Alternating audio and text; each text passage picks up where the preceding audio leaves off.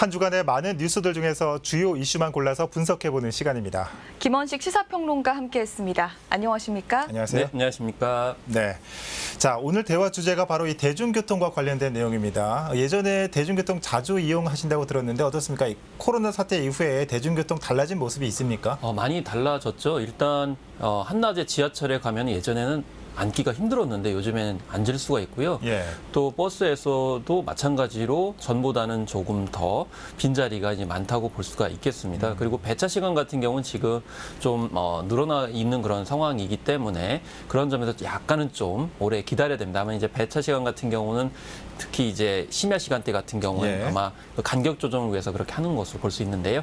거꾸로 이렇게 배차 조정을 하게 되면 사실 운행 횟수가 줄어든 거는 결국 인력 감축까지도 가능한 문제이기 때문에 아무래도 시민들의 이용하는 것과 실제 그 종사하시는 분들의 입장이 좀 다른 것 같습니다. 예. 자, 이렇게 말씀하신 대로 코로나 사태가 장기화하면서 대중교통을 이용하는 승객도 줄어들고 또 한편으로는 시민들의 불편도 커지고 있습니다. 광진구 자양 이동에서는 인근 역까지 거리가 멀다 보니 오래전부터 마을버스 신설 요구가 이어져 왔습니다. 노선까지 확정해놓고 코로나 여파로 인해서 정작 마을버스 운행은 기약이 없는 상태입니다. 영상 리포트 보고 이야기 나눠보도록 하겠습니다. 자양 강변길을 따라 자리 잡고 있는 자양 이동. 이곳 주민들은 오래전부터 마을버스 신설을 요구해왔습니다. 인근에 2호선 구의역과 7호선 뚝섬 유원 지역이 있지만 20분 이상 걸어야 하는 먼 거리에 있기 때문입니다. 어쨌든 건대 쪽으로 가는 마을버스는 요즘 5분 정도 걸어가면 자주 있으니까 상관이 없는데 여기서 구의역까지 굳이 간다면 걸어서 가는 방법밖에 없어요. 걸어오기는 만만치 않아요. 한참 걸려요. 한 15분 이상 걸리죠. 헝거운동 이세버스가 항상 서요, 거기에. 크면 지나가시는 분들이 이제 마을버스로 오겠습니다. 이처럼 주민들의 불편이 계속되자 광진구가 마을버스 신설을 추진하고 나섰습니다. 그 결과 지난해 4월 자양 강변길을 따라 구의역을 오가는 신설 노선에 대해 서울시의 허가를 받았습니다. 하지만 문제는 해당 노선을 운행할 마을버스 업체를 구하지 못하고 있다는 겁니다. 코로나19 상황이 길어지면서 마을버스 이용객이 급감했고 이로 인해 신설 노선에 대한 사업자 모집이 쉽지 않은 상황입니다. 버스 한 대 운영 비용이 한 간단 추정치로만 해도 인건비, 유류비 이런 걸 다 포함한다면 한 3억 5천 정도가 소요가 되거든요.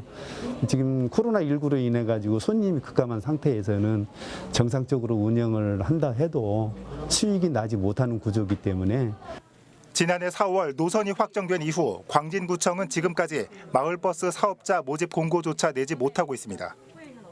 사업자 모집이 2회 이상 유찰될 경우 어렵게 서울시 심의를 통과한 해당 노선을 반납해야 하기 때문, 또 추후에 사업자 모집이 가능하다 해도 해당 노선에 대한 재승인은 불가능합니다. 이런 이유로 사전 협의 없이는 무턱대고 사업자 공고를 낼 수 없다는 게 광진구의 입장입니다. 저희가 어떤 공고를 한다고 해도 만약에 유찰이 될 경우 저희가 어렵게 지금 서울시 심의해가지고 확보받은 기존 2개 노선도 백지화가 될 우려가 있는 사업입니다. 그래서 지금 신중을 기하고 있는 그런 상황입니다. 일각에서는 교통 사각지대 해소를 위해 필요한 마을버스를 서울시 차원에서 지원해야 하지 않냐는 목소리도 나오고 있습니다. 실제로 파주시는 지난해부터 마을버스 준공영제를 도입해 코로나19 전국에서도 오히려 마을버스 이용객이 늘었다는 통계가 나온 바 있습니다. 결국 코로나19가 언제쯤 잠잠해질지 알 수 없는 상황에서 마을버스 신설 여부도 기약할 수 없게 됐습니다. 네, 이 화면 보니까 이 주민들은 마을버스 노선이 필요하다고 예전부터 주장을 해왔는데 이 코로나로 인해서 승객이 줄면서 마을버스 사업체 운영 자체가 어려워졌다. 그래서 난항을 겪고 있다. 이런 내용 같습니다. 이게 비단 이곳만의 얘기는 아닐 것 같은데 어떻습니까? 코로나로 인해서 대중교통 운영업체들의 어려움 극대화되고 있죠? 네, 그렇습니다. 그래서 기본적으로 이제 대중교통 수단은 지금 어떤 수익을 내는 민간 사업이 아니기 때문에 이제 정부의 재정이 투입되고 있죠. 뭐 지하철 같은 경우도 작년에 1조 원 정도의 손해가 발생했다 이렇게 얘기를 하고 있는데 예. 그런 면에서 이제 이런 코로나19 상황 속에서 지난해 대중교통 수단이 한 16% 정도 이용객이 감소됐다고 합니다. 네. 이런 와중에 아까 리포트에도 나왔지만은 마을버스 같은 경우는 한 40% 정도 가까이 줄어들기 때문에 기존에 있는 노선뿐만이 아니고 새롭게 신설하려고 하는 마을버스 노선 같은 경우도 참 추진이 어려운 그런 상황이고요. 아까 입장이 나왔지만은 이 어렵게 따낸 그런 기회를 괜히 공고를 냈다가 예. 코로나19 때문에 감소한 상황 속에서 이용을 안 하거나 또 입찰자가 나오지 않게 되면 이제 문제가 발생하니까 섣불리 하지 못하는 정말 이제 진퇴양난의 그런 상황이라고 볼 수가 있겠고 그렇기 네. 때문에 이게 과연 이제 구청 차원에서만 할 수 있는 문제인가라는 측면에서 이제 서울시 등의 이제 개입을 요구하고 있는 그런 상황이라고 볼 수 있겠습니다. 네, 사실 근데 대중교통 운영 업체들이 겪는 어려움은 고스란히 시민들이 겪는 피해로 돌아갈 수밖에 없는데요. 네, 지난 3월에는 마을버스 운송조합 관계자들이 서울시청 앞에서 삭발식까지 열기도 했습니다. 서울시가 나서서 요금 인상을 해주거나 재정 지원을 해줘야 될까요? 평론가님 어떻게 생각하십니까? 사실 서울시 같은 경우에는 이제 전국 지자체 가운데 처음으로 버스 준공영제라는 거를 2004년에 이미 실시한 바가 있습니다. 그때 당시에는 좀 낯설었는데 지금은 뭐 전국 지자체들이 다 하고 있는 그런 상황인데요. 그렇지만 이 마을버스는 준공영제가 실시가 되지 않고 있는 그런 상황이죠. 아무래도 마을버스를 이용하는 시민의 어떤 비중이 그렇게 많지 않다고 생각하는지 모르겠지만요. 근데 준공영제라는 거는 민영제와 공영제의 이제 중간 사이입니다. 민영제는 완전히 이제 사기업에서 하는 것이고 공영제 같은 경우에는 완전히 또 지자체나 이제 나라에서 운영을 하는 것인데 이게 사실 장단점이 있습니다. 민영 같은 경우에는 예. 맡겨놓게 되면 수익을 너무 따지게 되다 보니까 수익이 안 나는 노선은 운영을 안 하거든요. 또 완전 공영제를 하게 되면 약간 서비스의 질 하락 등이 이제 존재하기 때문에 네. 그 중간 절충점을 통해 가지고 몇 가지 유형이 있죠. 그래서 수익 배분하는 유형이면서 이제 노선은 자체 기업에게 주는 형태 그리고 노선은 이제 입찰제를 이제 파는 형태도 있을 수 있고 여기 이제 정부를 보존해 주는 형태 이렇게 크게 두 가지형이 있는데 이 중에서 이제 어떤 것을 추구하는 것이 좀 서울시 입장에서 필요하다는 것이 마을버스 업체들의 입장이라고 이렇게 볼 수가 있겠습니다. 근데 지금 현재 상태로는 코로나19 상황이 어느 정도 개선이 돼야만이 이게 가능할 수 있는 문제이기 때문에 이 사전에 그런 수익 배분형으로 할 것인지 노선 관리형으로 할 것인지 위택자로 할 것인지에 대해서 면밀한 검토가 일단은 끝나고 또 서울시의 어떤 판단이 능동적으로 이루어야 될 것으로 보입니다. 예. 자, 그런데 한 가지 확실한 것은 마을버스가 필요한 시민들이 여전히 많다는 거겠죠. 네. 뭐 달동네나 뭐 교통이 그렇습니다. 불편한 지역, 또 교통약자들의 이동 수단이 되고 있는데 재정난으로 업체가 줄어들고 또 신설 노선도 불가능한 상황입니다. 현실적인 대안 어떤 게 있을까요? 일단 이제 파주시 같은 경우에는 이제 준공영제로 주목을 받았거든요. 네. 근데 한 가지 이제 살펴보면은 파주가 성공할 수 있었던 것은 굉장히 지역이 넓어가지고 기존의 일반 버스 등이 이렇게 감당할 수 없는 지점이 많았다고 합니다. 네. 그렇기 때문에 거꾸로 주민들은 마을버스 의존도가 굉장히 높았다라는 거죠. 예. 그렇기 때문에 이제 서울시 같은 경우도 이제 광진구 사례가 나왔습니다만은 다른 그런 이동 수단보다도 마을버스 이용 비중이 얼마나 높은가를 데이터 조사를 해서 그걸 바탕으로 해서 제한된 자원들을 이제 투입하는 게 필요할 거고요. 또 이 노선을 이제 입찰제를 줄 것인지 아니면 보조금을 이제 지급을 할 것인지에 대해서 그 지역적으로 판단하는 좀 세밀한 그 정책적 모색이 필요하지 않나 이렇게 생각을 해봅니다. 네, 잘 알겠습니다. 자, 계속해서 다음 이슈를 살펴보겠습니다. 송파구 위례 신도시 일대에 버스 차고지 위에 공공주택과 생활 SOC 시설을 짓는 장지 컴팩트 시티 사업이 진행되고 있습니다. 그런데 이곳에 수소 충전소 설치도 추진되면서 논란이 일고 있습니다. 영상 보시고 나서 평론가님의 의견 들어보겠습니다. 광활한 대지 위 버스들이 빼곡하게 주차돼 있습니다. 송파구 위례동 장지 공영 차고지입니다. 강동구 강일 차고지와 함께 서울 동남권 지역의 주요 버스 차고지로 역할을 해왔지만 인접한 위례 신도시의 개발로 주변 인구가 증가하면서 2018년부터 차고지를 효율적으로 활용하기 위한 개발 계획이 대두됐습니다. 이에 2019년 SH와 서울시 주도로 장지 컴팩트 시티라는 이름의 국제 설계 공모가 진행됩니다. 연면적 2만 5천 제곱미터 대지 위에 2천억 원을 들여 버스 차고지와 생활 SOC, 청년 임대주택 780여 세대를 짓는 초대형 개발 사업이 추진된 겁니다. 당시 발표된 당선작 설계 도판에선 부지 남서쪽 방향으로 청년 임대주택 3개 동이 자리한 것으로 나타납니다. 녹지와 보행로, 주택을 포함해 다른 건축물은 보이지 않는 상황.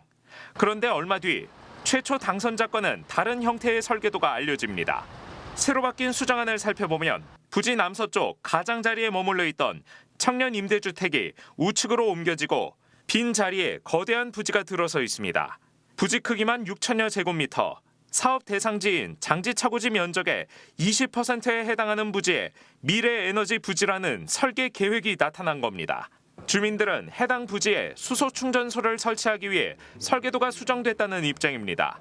차고지 버스들을 위한 대용량의 수소 충전소인 만큼 안전에 대한 충분한 논의가 있었어야 함에도 SH가 주민을 제쳐둔 채 사업을 추진하려 했다는 겁니다. 들은 적도 없고요, 본 적도 없고요. 영상을 보더라도 그런 부분 전혀 없었고요. 이거는 버스 36대가 충전할 수 있는 그런 어마어마한 양입니다. 그 충전소가 옆에 들어오는데 변경해서 그냥 이거 지을 거예요 라고 한마디 하면 끝인가요? SH는 설계 변경으로 불거진 수소 충전소 논란에 대해 수소 충전소를 예정으로 했던 미래에너지 부지가 당초 지하와 지상에 걸쳐 계획돼 있었다는 입장입니다. 심사 과정에서도 비슷한 문제가 지적됐었지만 설계상 문제를 추후에 보완하라는 지적을 반영한 결과란 겁니다. 현재 장지 컴팩트 시티에서 논의되고 있는 수소 충전소 용량은 900kg 규모로 시내버스 36대 분량을 충전할 수 있으며 일반 수소 승용차를 위한 계획은 없는 것으로 알려졌습니다. 네, 영상을 보니까 이 장지 컴팩트 시티가 기존 버스 차고지의 문제점을 해결하는 새로운 시도인 것 같은데요. 그런데 이게 정확히 어떤 사업입니까? 네, 사실 제가 여기를 예전에 이제 분신물이 있어가지고 가본 적이 있거든요. 버스 차고지예요? 예, 굉장히 광활하고요. 근데 그 전에는 지날 때는 그 주변에 아무것도 없었거든요. 네. 근데 지금은 주변에 아파트 단지가 많이 생겨서 예전과는 좀 많이 다른 분위기죠. 제가 또 이제 종점 차고지 근방에 살고 있거든요. 근데 그 지역에 살고 있는 주민들은 이게 참 문제입니다. 왜냐하면 사실 자동차가 중에서도 버스 같은 경우에는 소음이 제법 크거든요. 그리고 심야에 그리고 새벽에 출발하기 때문에 단잠을 깨우는 거 많습니다. 그렇기 때문에 이제 간단하게 사업 설명을 드리면은 이게 이제 지하화하는 거죠. 지금은 이제 지상화되고 있는데 지하화시키고 그 위에다가 여러 가지 뭐 생활 문화 체육 시설이라든지 관련 이제 편의 시설들을 만든다는 것이기 때문에 이게 서울 주변 지역의 차고지 중심으로 주민들의 민원 사업이고 그런 측면에서 장지동 같은 경우에도 굉장히 중요한 사업인 거죠. 지역 편의 관점에서. 그런데 이것이 이제 애초에 사업 계획하고는 변동이 생기니까 지역 주민들이 이의 제기를 하는 거죠. 특히나 수소가스 충전소 같은 경우는 애초에 얘기가 없었는데 왜 갑자기 이렇게 비밀리에 하듯이 하느냐. 혹시 문제가 있는 건데 그걸 감추기 위해서인 거 아니냐라는 어떤 불신감이 작용을 하고 있는 그런 상황이라서 이제 이렇게 논쟁이 되고 있다고 볼 수가 있겠습니다. 예.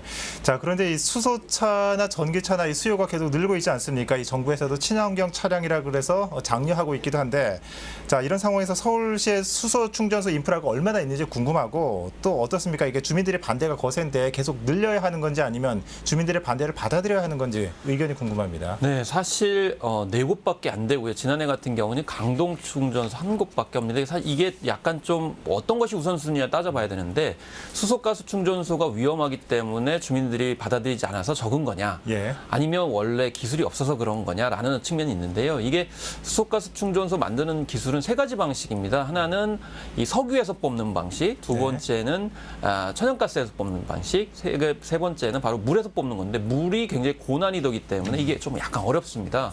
그리고 그러다 보니까 강릉 사례처럼 이제 사고가 날 수도 있는 거거든요. 이제 그런 점 때문에 주민들이 약간 우려를 하고 있는 건데 그런 면에서 앞으로 이제 주민들의 인접한 공간에 어떤 수소 충전소를 만들 것이냐, 그 원천 기술을 이제 내놓고 이야기하는 것이 주민들의 의견을 수렴하고 또 충전소를 많이 늘리는 것이다. 그런데 이제 가스하고 석유 같은 경우에는 그 추출 과정에서 이산화탄소가 발생할 수 있기 때문에 그런 면에서 이 기술의 완벽성 이런 점을 좀 공개 공개를 하고 지역 주민의 의견을 수렴하는 것이 절차상으로 맞아 보입니다.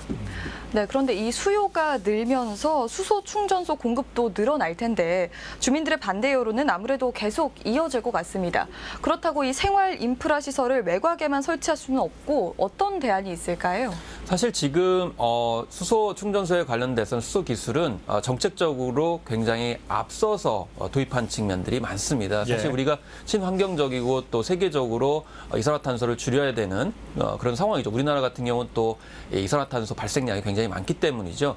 그런 차원이긴 하지만 정책이 이제 견인하기는 하지만 한편으로 안전이 굉장히 중요하기 때문에 안전한 그런 수소가스에 관련된 충전소에 관련된 기술이 먼저 이루어져야 되고 거기에 맞춰서 정책 집행이 이루어지고 사업이 이루어져야 되는데 지금은 정책 목표가 너무 우선이고 기술이 불확실하기 때문에 그런 점에서 주민들의 동의가 좀 쉽게 얻어질 수 없는 그런 측면들이 있거든요. 그렇기 때문에 너무 섣부르게 정책을 예. 추진하기보다는 기술 개발에 맞게 단계적으로 정보를 공유하고 또 동의를 얻어가는 과정이 무엇보다도 제일 중요하다. 라는 점을 말씀드릴 수가 있어서 사실 이제 수소에 관련돼서 충전소가 몇 개냐 라기보다는 정말 안전한 이 충전소가 몇 개냐 이런 식으로 평가 기준이 달라지는 것이 오히려 사업 추진에 있어서 장기성의 어떤 성공 요인이라고 볼 수가 있겠습니다. 네. 자, 이 수소 에너지가 분명 친환경적이고 미래지향적인 연료이긴 합니다. 하지만 이 새로운 기술을 받아들이는 시간은 기술 변화에 걸리는 시간보다 훨씬 더디다는 점도 간과해서는 안 될 것 같습니다. 자, 김원식 평론가와 함께했습니다. 자, 평론가님, 오늘 말씀 잘 들었습니다. 네, 감사합니다.